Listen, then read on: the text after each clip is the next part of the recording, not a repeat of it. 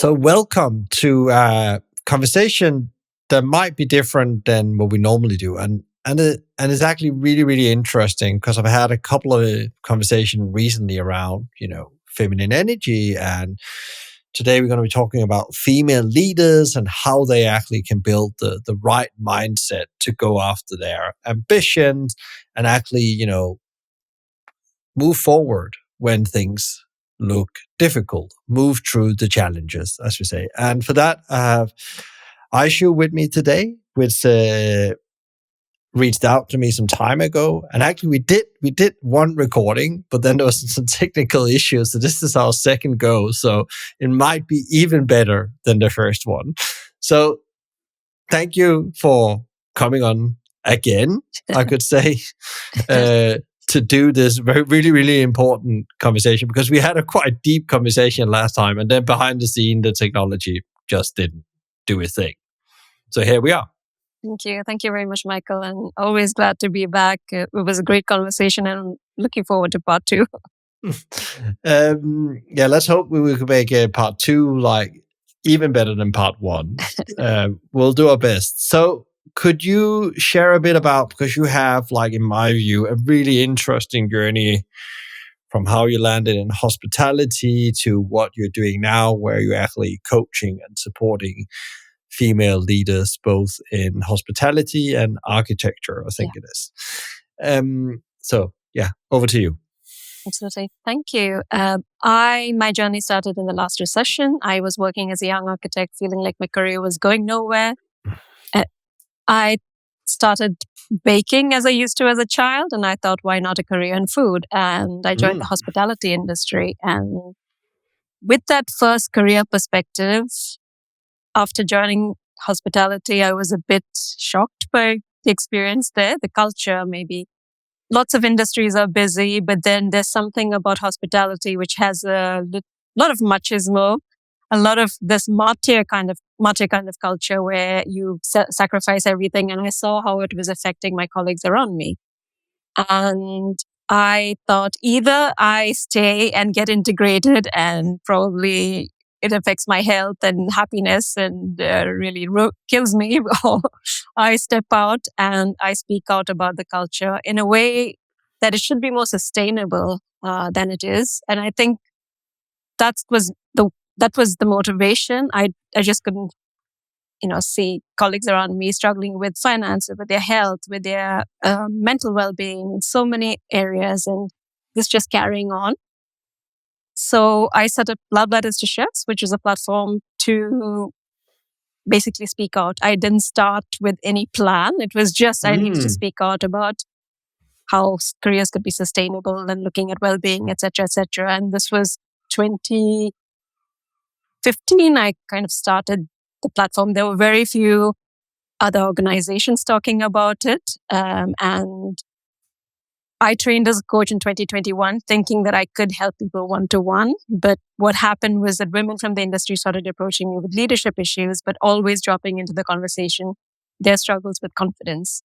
I saw that pattern, took it to architecture. Now that I've worked with women from many industries, I see it across the board. And that's where I've been called. I think it was a calling that found me rather than me chasing it, but it's really fascinating. And I love the work I do. Do you think that because we've gone through quite some years, really some changing years with the pandemic in the hospitality industry, and you talk with leaders, do you think that what really pushed you to go and pursue what you're doing now, trying to help others in a similar situation you were in, has that changed that picture, or are we the same place, you think? Are we improving, or where are we? I think there's definitely been a lot of awareness. There's a lot of other organizations that are advocating for change. There are hospitality businesses themselves that are taking so many steps, but the change is not happening as quickly as all of us want it. And now this is relating to the sustainability of the industry itself, because I think we discussed this the first time. It's how sad it is that businesses are closing because they don't have enough staff. And now it's really impacting the very nature of how we function as an industry. And I think for a long time, there was not this reluctance to look at how people are impacted by our work culture. But then now it's, and a sense of urgency is there. I hope that the sense of urgency is there, because if we don't have that, but I'm definitely, a lot has changed and a lot of people are taking that initiative to make things better in the industry. But then the change has to come quicker, I think. Yeah. Do you still feel that some of the same problems still exist when you are coaching leaders specifically from hospitality industry? Yes, the problems still exist. It's not, for me, I think change, we can say there's a change when everyone in the hierarchy feels that things have improved. And we can't just, we celebrate a couple of people. I think that's probably the problem with our industry. We put a few people on the pedestal and look to them for answers or being the role models, but no one's perfect. So we have to all look within, every level of the industry. Is everyone having a good experience and being able to survive? I think some cases, if your mental well-being is challenged, going into work is difficult, then it just doesn't make sense to continue that way. And it's not easy to change, because already it's, things were not very sustainable before COVID. To add to that, the pressures that businesses have been facing in the past few years. I don't know what the answer is, but I would say change needs to come to every level of the industry, not just some people having it better. Yeah, and also it's really, depending on which level of what level of the organization, and are you in a leadership position, are you a frontline employees? Yeah. I guess your challenges become very different, because, I guess if you have the right salary and you can afford to buy a home and so on, compared to some people that works in the front line. And there was a conversation I had recently where actually somebody brought up and said, yeah, but there's a lot of great things happening, but there's still people that, beside they have a frontline job, might go and have a frontline job somewhere else just to afford to get food. So poverty levels are extremely high in frontline jobs within hospitality, care, retail. So many, actually, there's people working in poverty in a way, and in a way that's like, I think it was a third of the workforce that was mentioned in the statistic actually can't afford the life to just live and get food on the table, even though they're working two jobs. Yeah, I remember reading this article just as soon as the pandemic hit. There was this new class of people who were homeless, who belonged to the hospitality industry, who already lived in very precarious conditions before, maybe with their housing, or whatever, with their finances. There was this absolute new class that was formed just because they didn't know how to navigate this sudden change with things that closed down during pandemic, businesses having to close down. And they were really struggling because, of course, they didn't know the ways of, how to survive in that world. But our industry has a lot to look at. Yeah, and I guess like the problems we just walking through here, and that's we might not have a solution here, but actually one of the things you're trying then is that how do people actually then, or how do female leaders get that confidence to navigate some of these challenges? And what is the big problem you're trying to solve for your people, customers, clients? As I think of, the way you've connected what I used to do with what I'm doing now, it's still slightly, let's say, bittersweet. I still am very conscious of the big challenges in hospitality that I'm not really paying attention to, but this is the urgent thing that is calling me. And to put it in one sentence, it's helping female leaders progress in their careers, take the next steps. And confidence, I found, is a challenge. Confidence is impacting their well-being, their retention in the industry, of course, career progression, and how they assert their leadership, how they feel comfortable in their new roles once they get a promotion. So it's impacting all of these things, and definitely the representation of women in senior leadership could be a lot better. So all these things are impacting women's experience in the industry, and also whether they continue and inspire a newer generation to come in and join the hospitality industry and, thrive.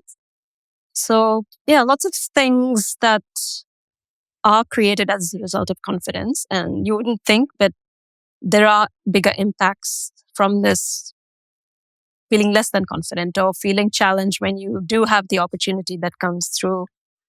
And maybe there is something that I'm focused on now is trying to go into organizations and saying, hey, I'm talking to a lot of women who are speaking to me as a last resort. If nothing changes, I will leave the industry, and there might be a better way to prevent that. Have conversations with the women regarding their career progression. And it might be, maybe it's not just career progression, maybe offering more flexibility for those women who are parents, who are mothers. It's a mix of things, but then it shouldn't be that it's impacting. It's probably just a conversation with your staff as the answer. But I'm trying to create awareness of these challenges that I'm having one-to-one conversations with women about through coaching. I'm trying to bring bigger awareness that this is a challenge, and we don't want to lose women. Already it's hard for women to stay on because of maybe it's not the most flexible industry. But I want there to be more awareness that yes, we can do something probably while there are women left. Let's try and make their experience better. Yeah, and I think what are typical, because you mentioned flexibility here as one thing, but what are the typical constraints that you have in these conversations with women, especially that has, leadership job in hospitality? Because I agree with you, over the years, also being an operator myself, you often see at some point, you get family, and women sometimes are more used to, that's what they do. They go and take care of the children's school, drop off, pick off, and so on. And sometimes it's a combined effort, but actually it really impacts the way of working as a manager, leader in the industry, because before you could be there early and go home late if it was necessary. And suddenly you can't do that because you have a commitment that's bigger than going to work in principle. And that doesn't really work with your flexibility. But that's the different concept. But what other constraints are you seeing typical in the way of like women feeling, what you call in flow with being a leader in the hospitality industry? Two things to answer the first part of your question. It definitely, in terms of being a parent, maybe not going after opportunities that will perhaps upset the delicate balance that you've created in your life already. Yeah. Feeling a lot of guilt. If you are a parent and you are, having to sacrifice and being pulled in different directions, feeling a lot of guilt is another thing. There are women who choose to put aside their ambitions because they know that, well, maybe they had this perception that having a family or pursuing those things are incompatible with the culture of hospitality. There's all those things that impact you in a way, maybe not on a daily basis. But on the other side of it, women, once they get a promotion, I've coached women who struggle with feeling overwhelmed and then having imposter syndrome soon after they get the promotion, which is ironic, I know, because this is what you've been waiting for. But then I think there is something within us or within them that makes them feel like, oh, there's a big expectation on them once they receive a promotion. And then there's this, there's this gap between where they are now and where they think they should be. On the other hand, it's just that someone's given them a promotion because they see potential, but the women are not thinking that way. They're thinking they have to be there already perfect in the new role the minute they land the job. So those things are definitely things that impact your confidence, and impact how you see yourself in the role and settle into your new role.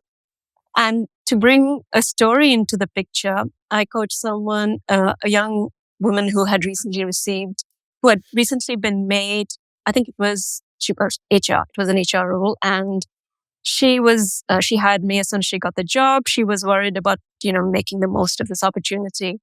But she had a backstory of one of her close associates putting into her mind that she was probably the reason why the restaurants she worked at previously had closed. It was just a casual conversation, but he gave her the idea that she was responsible when, that's never the case. when you're a manager, you have some influence, but you can't be, this bad luck factor that every restaurant experiences. So those things came up when she got this big dream job. Yeah, I would say it's a lot of things. It's not, I think every person's situation is unique, what they are impacted by. But some of these things are, the story of somebody influencing you and making you feel like, you're the negative impact. You have a negative impact on the places that you work. Those things shouldn't happen. The other things I understand, feeling like you're struggling, with balancing your role as a parent. But I think women probably need a lot more support from everyone around them in their workplaces. And do you think often that, because there's, this famous quote from the Stoic Seneca, he talks about we suffer more in imagination than in reality. So actually we create a reality. And I think also this happens to men, but maybe men doesn't really talk about it. That's like my experience. Very few does that. We suffer more in our imagination what's really happening in the world around us. It's happening up here, but it's not really happening. And your boss is not even thinking about that. They're a totally different place because they are dealing with some other problems, and they might have sent some signals that you have interpreted wrong because you didn't go back and say, oh, wait a minute, what you said there, I just need to get confirmed to understand 100% what you said. And then they will say, no, nothing with that. Or they will say, why are you thinking about that? A good boss would. And there's also someone who said, are you worried about your job? And they will maybe use you. But most people, I believe the good in human people will say, no, you totally misunderstood that. I'm sorry if that. And I think often, we walk around and we have all these imagination about what other people think about our performance. Even though we're working hard, doing a good job, and we in principle know that we are working hard and doing the right thing, but we're still not sure we're good enough. And then instead of asking and get confirmation, we just suffer with that. And that actually start impacting our confidence in the long run. Absolutely. And as you said, men might be better at shutting it out because maybe you're just wired to go hunt, like, in the past, it was just put food on the table and your focus is very narrow and just get it done. Whereas women have to always be conscious about how everyone reacts because it's much more of a social role, taking care of people. Traditionally, that was the mindset for women, and that's something been passed on. Even if we went to the workplaces, I don't know how many decades ago, we're not the first generation. But I think this was also something we discussed the first time, and I want to bring it up again. It doesn't mean that the men don't have regrets from having to switch off, because I've spoken to so many very senior male chefs who say that they regret their relationships unraveling because of how much focus they've had to put into work. They regret those relationships with their children that they could not build because, it just required time, whatever level of management, it's still needed. The industry still needs you to give so much of yourself to your work. So they are regretting it very late, but they're still regrets. Yeah, I'm still. I'm just finding something because it's really interesting what we talk about here. Because I read something and we didn't talk about this last time. Yeah. It's from a book, exactly, The Daily Stoic. Okay. And funny enough, I just I put the book away from some while and not read it in every day. But then I took the other morning and I just randomly went on the date of and it says, what's on your tombstone? And it talks about, what are your commitments in life? Or where do you actually commit?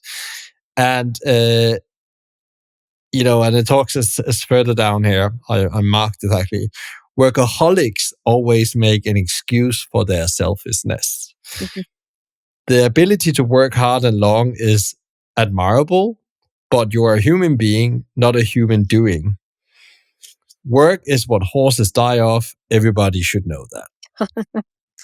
And die doesn't mean that you, in principle, die physically and literally, but actually those relationships, as you talk about, that you don't maintain your full relationship. And I could definitely, when I read that, I was also thinking back about, why did I take some career changes here and there, especially when they got family and so on. I'm still thinking about it now because I really enjoy working. I'm working on my passion right now. I'm doing one of my passion things, but that can also sometimes spill over. So you actually lose connection with friends, your kids, your family, because you're so consumed about it to get it done. Yeah. You're locked in on the target. You said the hunter. I call it the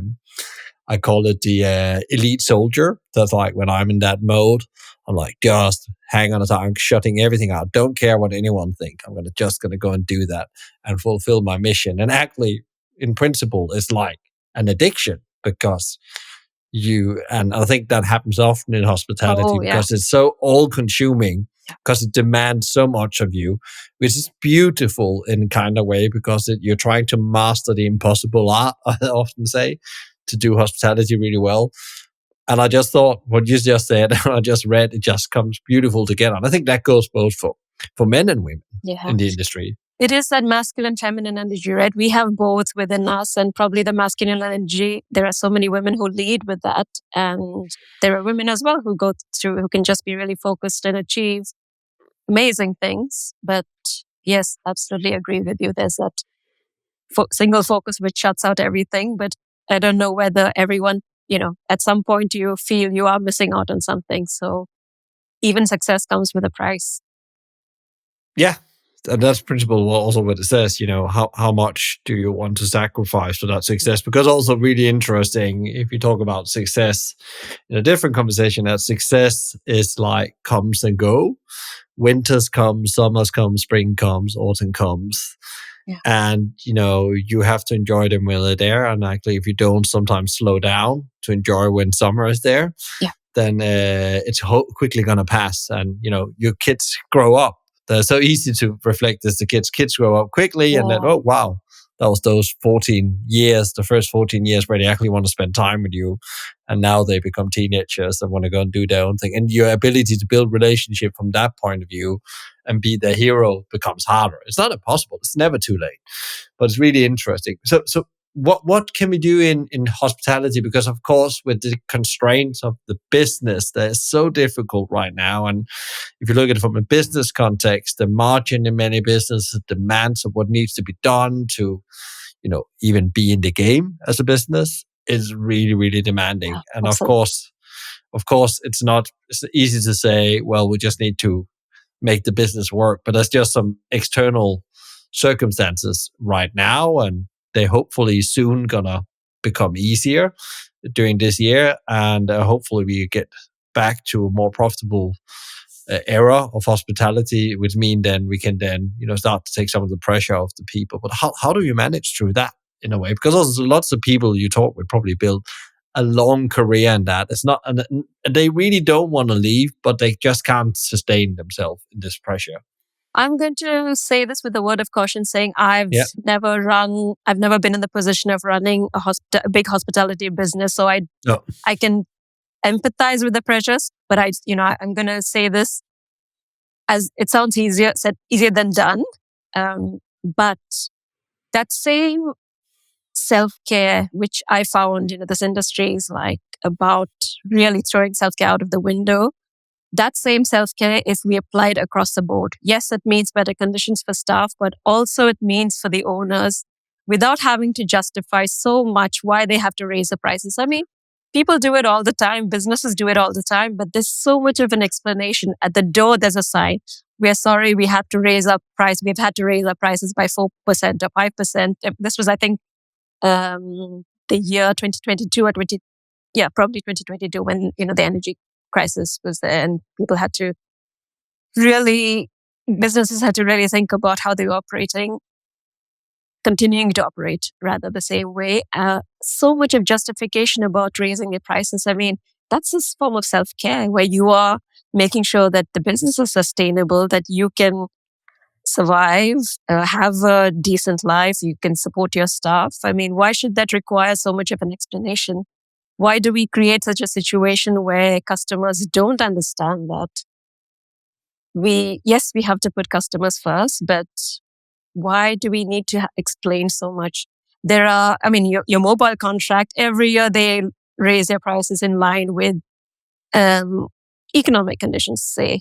But why do we have to explain so much? There's so much of heart that we put into our work, so much of effort that we go into sourcing ingredients and thinking of ideas for the menu and thinking what the customer likes and what they'll imagine, go back to their childhood when they taste that, when they take the first bite out of whatever they eat.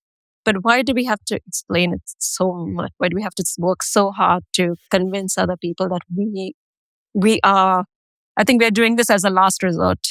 If self-care was really important to all of us, we would put those things as priority, make sure that we succeed, make sure that we can survive, sustain, then feed others, rather than, feeding ourselves is just not part of the game.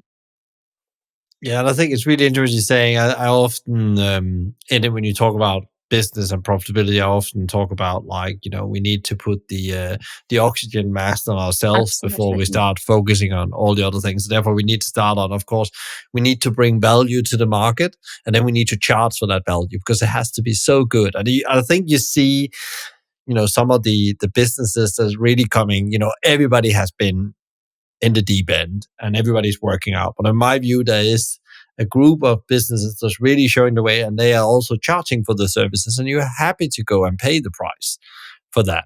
And it doesn't matter because you're actually getting that value exchange you are expecting. And I think actually we need more focusing on the value you bring to the market as a hospitality business than actually the unique cost of that dish or whatever people has to spend. Because if people don't want to pay for it, the total experience and the total offer is not good enough.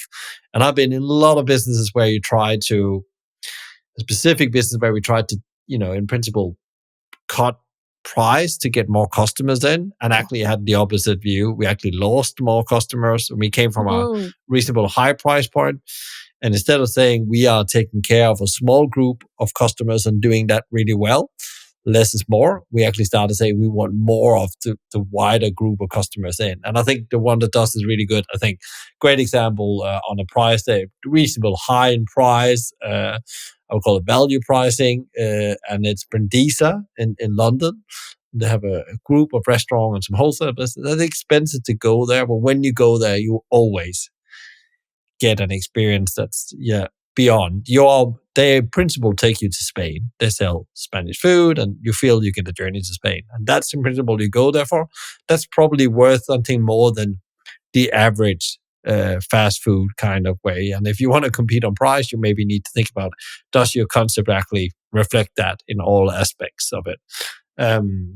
But it's super interesting pricing, and actually also that hospitality can actually be charged as a reasonable price, or the price it needs to be yet to make the business work. Because if you're charging prices that doesn't make your business work, you will go out of business, and there will be a lot of stress, and that's not self-care on any level. Absolutely not. That self-care thread, once we start looking after the staff and really caring about their self-care, this is another part of the equation as well. Both equally important. I think we don't look enough at the staff welfare because we think it'll hurt the bottom line, but then actually those two are connected. There's just one line, common thread that connects the two.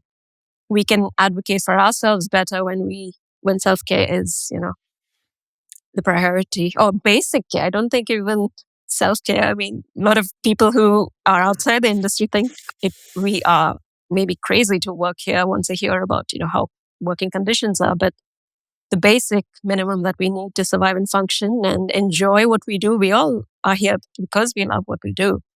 And we sacrifice. I don't think it's easy for anyone to sacrifice their lifestyle, the time that they spend with their loved ones, etc., etc. It's an industry that draws people because of what we love about it. So we should enjoy a minimum level of happiness, fulfillment, and well-being. Yeah, I think it's really interesting just to stay a little bit more with this. It's like there's been a lot of talk about, the change AI will do in work and in our life, and actually creating these human experiences become a great opportunity for hospitality to step in and say, this is what we can do better than anyone else when we're at our best, creating a human experience for customers and make them feel something when they're here.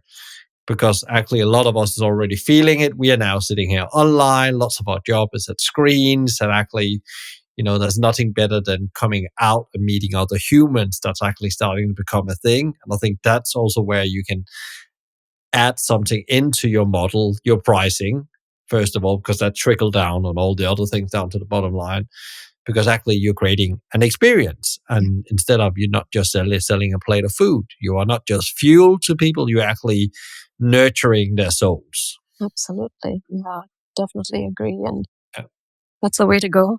Yeah. What is how do we then, from the women you work with, how do we actually start as leaders to think about how do we create environments that retain these very important female leaders in the industry? Because we haven't touched on it yet, because one of the things we talked about last time was also this balance between female and male energy. And actually, it's very important that, to solve the big problems we're up against, I think also we need a different lens to look at the problem. So if there's only men left in the industry and all the women leave because they're distressed, then actually we don't get the healthy conflict to solve the problems. But what is that you think that needs to do if you were giving some advice to leaders out there to create an industry or a workplace? Let's focus on a leader can create a workplace where actually women feel that, okay, it actually does everything it can do for me to stay here and actually become a successful person both in life and work. I think the simplest thing at its root, to really oversimplify it, is let everyone be whatever they are like. There's so much of a perception that we have to be a certain way in the industry, even to earn our place. Because if you don't look like you are fully committed to the ways of the industry, in inverted commas, you are looked upon with suspicion, especially if you work back of house. There's a suspicion that you are not a team player. I remember when I think one of the last few roles I did was with an event catering company. And then during the day, I was expected to be submissive. And yes, there were shouting chefs. But in the evening, when I was expected to lead service, I was molded to be the shouting chef. So it was such a strange dynamic in the morning. It was very different to the person I had to be in the evening. And of course, that didn't suit my style, but let everyone be. We need both masculine and feminine energy, and let it just be. Let everyone be as they are. I think having a place for feminine energy in the industry is not just for or retaining women, but it would be maybe the first step in helping even men in the industry help with their mental health, because everyone can be vulnerable rather than having to just keep it on the inside and then struggle. We make this cliche out of crying in the walk-in fridge or, expressing your anger or whatever, expressing emotion. But is that the most, it's a meme now, but is that the best way to function? It is we are very volatile and we do feel emotions, but then, if there's no place to express anything, except anger. Yeah, anger is expressed very easily in the kitchen, but no other emotions. There's no space for anything else. So feminine energy and masculine energy are both needed to do the job, to connect with people, to connect with the customers, to passion into the work, the food that we cook, etc., the cocktails we create. But having a balance of both energies serves everyone. I think it's really interesting you bring up anger because, I think most people work in hospitality when it really, the cooking point gets so high that somebody loses. It's not always the chef. A lot of people talk about chef. There could be multiple people in the brigade or in the team that makes the whole operation work to lose it because the pressure just gets too high. Or there's something not working. They run out or something. The system is not working.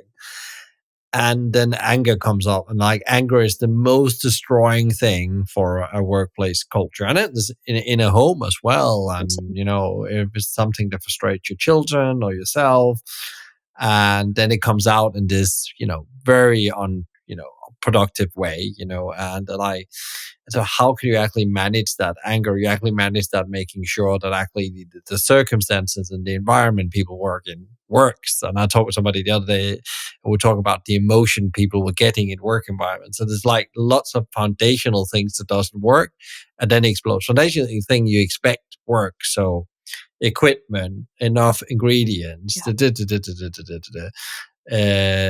enough oven capacity, whatever it is to deal with the workload you have. So actually, so the anger there, and somebody asked me, so what did you do when you were a leader and the pressure? Because I've been in the front line running, very big food operations, and I had a way of dealing with it. I call it a freezer room therapy. So actually you went to the freezer room, closed the door, and hammered, some kind of frozen product. And it's like so stupid in a way, but I couldn't lose my head in front of the staff. So I went there and didn't, instead of, having somebody to get rid of that emotion, I went there and I thought that was okay. And I did that for years, but it just sounds like absolutely crazy now when I repeat it again, I think, how the hell was the least productive? And I got it called out as I grew up in the ranks. I was still using this expression, and I had, because I had a really good boss, so we were in this program with a psychologist and a coach. Actually, it was two different. It was a psychologist and a coach on how to actually unpack our strengths, utilizing them, but also understanding some of our history and behaviors we took with us up in these roles and what kind of impact they had on our day-to-day leadership. Because you quickly forget when you get away from the front line the challenges you had and how you behaved, and you bring the bad stuff. Yeah. So it's really interesting you mentioned that, and anger, that how destroying that can be in any kind of environment. Yeah, and anger is used as a tool almost, because I remember this very, very clearly. We had the shouty executive chef who people were leaving just because of him. In a year, I was still a young pastry chef. In a year, I was the most senior member of the team. Senior member in the sense I was a longer serving member after a year after I joined, because everyone had left. But it was very interesting to observe when the group executive chef was in the building. The executive chef knew how to control his anger. You wouldn't hear anything. The minute that group executive chef went back to his base, he lived somewhere in the Midlands, the shouting started again. But it's a tool that's used, and if you know how to control, why do you need to use it? Yeah. Why do you use it? Yeah. Why do you need to use it when you are provoked or whatever? It's just. I think also becomes a default thing. So the things you do, I went to the freezer room. Somebody just expresses straight out in your face, and actually it just becomes their coping mechanism. Yeah, and we've made it the image of the industry, right? All those TV shows, all the past few decades, it's become the default of the chef archetype now. That's accepted. And funny enough, some of the best chefs I have seen, how they run their brigades, is actually very, very humbling and not very visible, and actually just walk slowly around making the kitchen work so there's enough of the equipment, so the staff don't get stressed, because they want to keep them as long as possible and have the biggest level of productivity in the kitchen. So, yeah. And I think lots of people end in these situations because either they get a boss that does that to them and then they feel that's the right thing, or the circumstances just so extreme it brings out the worst. We all have a worst version of ourselves, and that version has to be managed, taken care of, and don't get too much time. And it always come out some way, people listening in here as parent, they know kids can get the worst out of you when they find that thing there where they can nag on you. Yeah. And we're not perfect, but it's not, how do you manage then? And then how do we come back from these situations? We can all make mistakes, but and you have to come back to them. I love that. We went on that little segue there. And also, seeing, we make role models out of certain people, but seeing that they're human, just because this is how they behave doesn't mean that that's the model behavior. Yes, the anger that they exhibited on those TV shows, yes, that's part of maybe it's part of the TV appeal of the TV show, I don't know. But that shouldn't be model behavior. It's a reaction. And yes, as you said, there's ways to really manage the reaction in a better way, in a more healthy way. What would your top advice be to, if you're somebody listening in and thinking, either myself or I definitely have a couple of leaders that might having that issue. What would you think would be the best approach to go and work with them in a way from a coach point of view? Oh, interesting. It's definitely not my area, but I would say know yourself.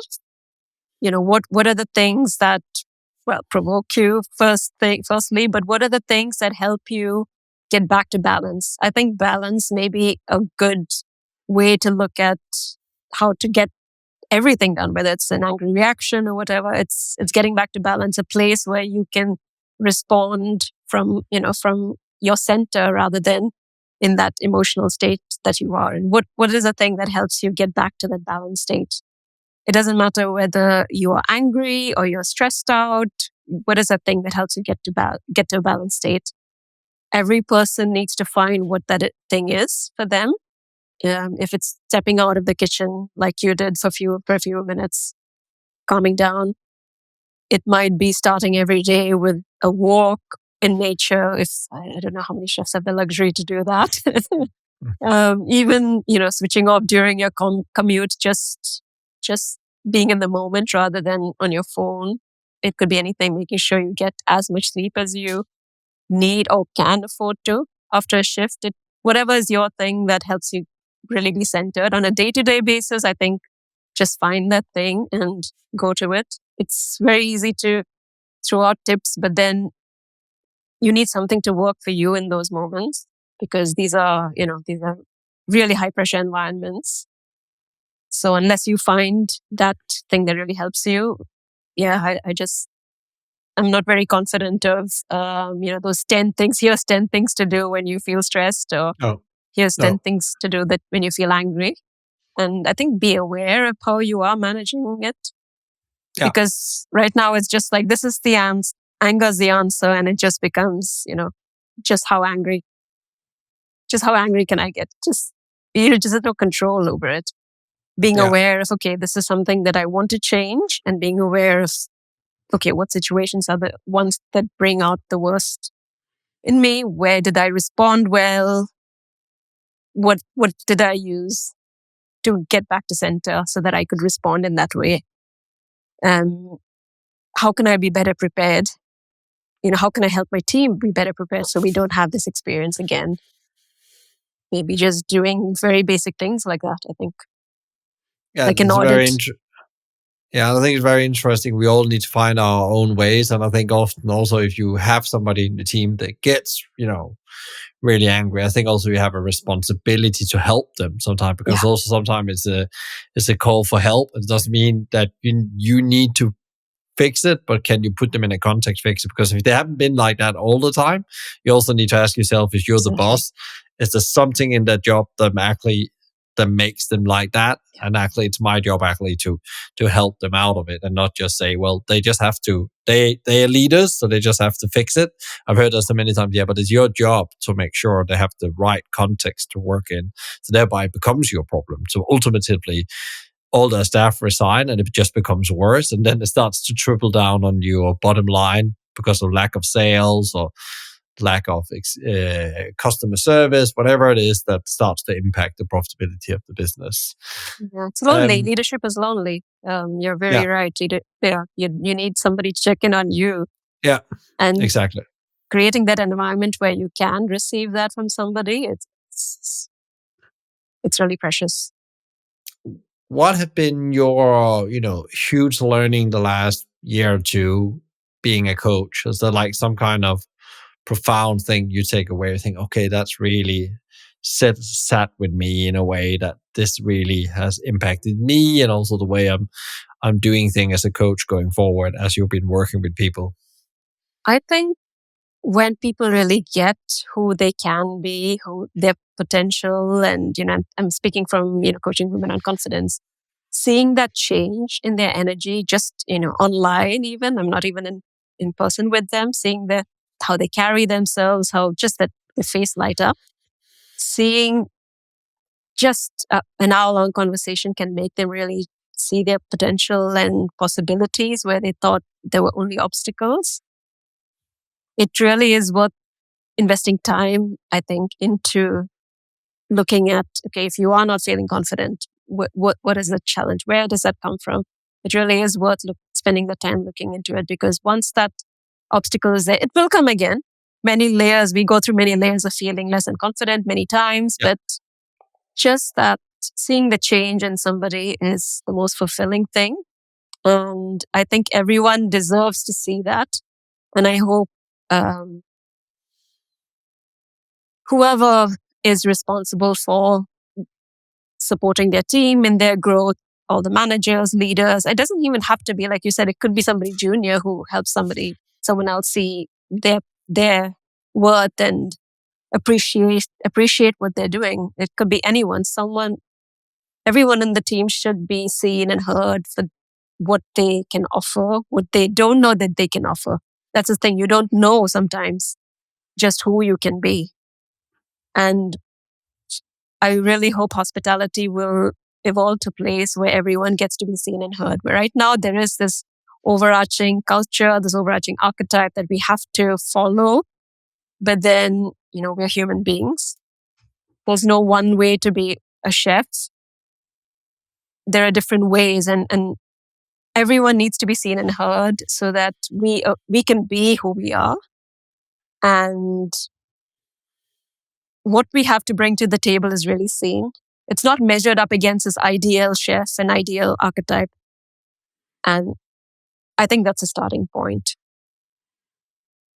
I love that thing with, where you actually, that thing about seeing others unleash something. It's also, for me, I think if you're in leadership, that's like one of the biggest, you need to create business results and so on, but somebody comes or you see something. And I can remember a number of times where something has happened where either people come and said, oh, can you remember when you explained or we talked through that challenge? And actually now, because we had that challenge, I'm actually feeling more confident. I can go and do it. You change something in my career, and sometimes you even don't even know it. You can't even remember that conversation, but they come to talk to you. And I had it a year or two ago where I talked with somebody I hadn't seen for years. Yeah, the reason why I got to this job I'm today is because we worked together all those years. And maybe sometimes you're not even their boss. You just had a passing conversation with somebody on the same level or somebody somewhere else in the organization, and you really impact them. So don't underestimate that thing when you actually go and help people. When you see they need help, just go and do it, because someday they will come and tell you that thing we did together, that those questions you asked me, especially the questions, really propelled me. And I know now that's why I'm able to do the job I'm doing today. So that's really one of the big learnings I've taken also. It's funny enough, you also got that likely. And sometimes you just have to wait. Maybe you never get the results, but actually the ability to help people, see themselves in a different way. That's really critical. And as you're saying that, I'm just thinking now, okay, this could be a really like crunch time for the industry. We are in a very difficult situation, but this is also a time of opportunity. We can define what a chef has to be, what a front of house professional should be, whether they're a manager or waiting on the waiting team. We can just redefine all those roles, what a business leader should look like. Because when we are in this time of like, okay, lots of things are not working, there is opportunity to change all those things. So letting different voices, letting different types of chefs exist rather than that one model chefs I'm talking about, because I worked in kitchens, and that's where I think a lot of the ideas start, the negative ideas of this is how we should be. But yeah, we could change so many things right now. Nothing we knew is really working anymore for lots of reasons, but then what could change? There are lots of possibilities, and it's a rich time for us, I think, rather than it's a difficult time, but we could start something new, something sustainable. I love that. That's a perfect place, because it's such a rich conversation we've had. It's a perfect place to end. It's such a positive note. that actually we can actually, maybe there's actually an opportunity for a blank canvas here in many ways, that actually we could now start asking the right questions and actually build the roles or whatever that makes it work for anyone, female, male, whatever. So it works for you, and actually create that kind of job and life that you need to thrive in a way. Where can people find you and connect with you if they want to talk more with you, if they want to explore some of the work? There's some interesting, thought-provoking article I can say on your website. I've been reading them. Thank you. Thanks, Michael. Loveletterstochefs.com is my main website. I have branched out in another coaching practice that I've set up where I work exclusively with women in leadership. That's Ishoo Rajamohan Coaching, and I'll share the links for both businesses on your platform. Great. We'll put it in the show notes as well, and then people can have a look. Thank you so much for coming and sharing your thoughts and ideas. And I'm sure we have made a little dent in the life on someone out there. So I send you power and energy and love for your continued journey, helping people fulfill their potential. Thank you very much, Michael. It's been really great to speak with you.